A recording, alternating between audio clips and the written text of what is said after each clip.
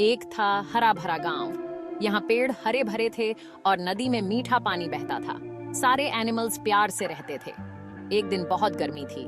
सूरज आग बरसा रहा था। सारे जानवर प्यासे थे। वो पानी ढूंढने के लिए इधर उधर भाग रहे थे। उसी गांव में एक चालाक लोमड़ी रहती थी। उसका नाम था चू चू। चू चू बहुत प्यासी थी, लेकिन उसे पानी ढूंढने का बिल्कुल भी मन नहीं था। तभी उसे एक आइडिया आया। वो सोची, क्यों ना मैं किसी और से काम निकालूं अपनी चालाकी से। चू चू ने देखा कि एक खरगोश नदी से पानी पी रहा है। चू चू ने कहा, अरे खरगोश भाई, तुम कितने लकी हो, तुम्हारे पास इतना सारा पानी है। खरगोश ने कहा, हाँ बहन, ये पानी बहुत मीठा है। चू चू ने कहा, काश मेरे पास भी तुम्हारे जैसा भाग्य होता।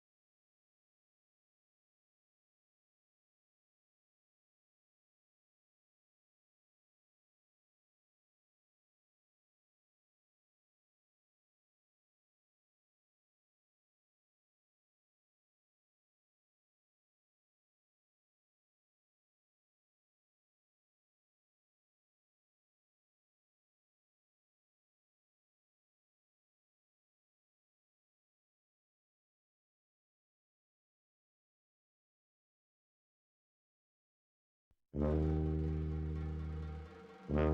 सुनकर हाथी को चूं चूं पर तरस आ गया।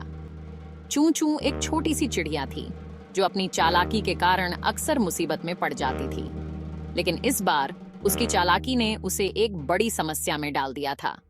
वह नदी के पार जाना चाहती थी, लेकिन उसके पंख घायल हो गए थे और वह उड़ नहीं सकती थी।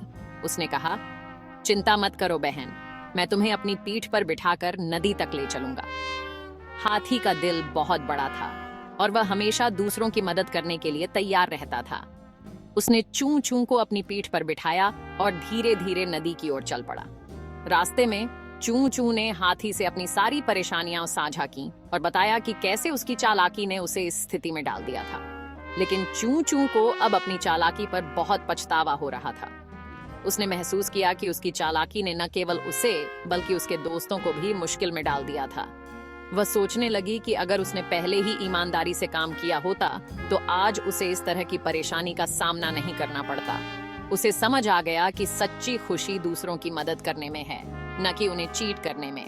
उसने तय किया कि अब से वह हमेशा ईमानदारी और सच्चाई के रास्ते पर चलेगी।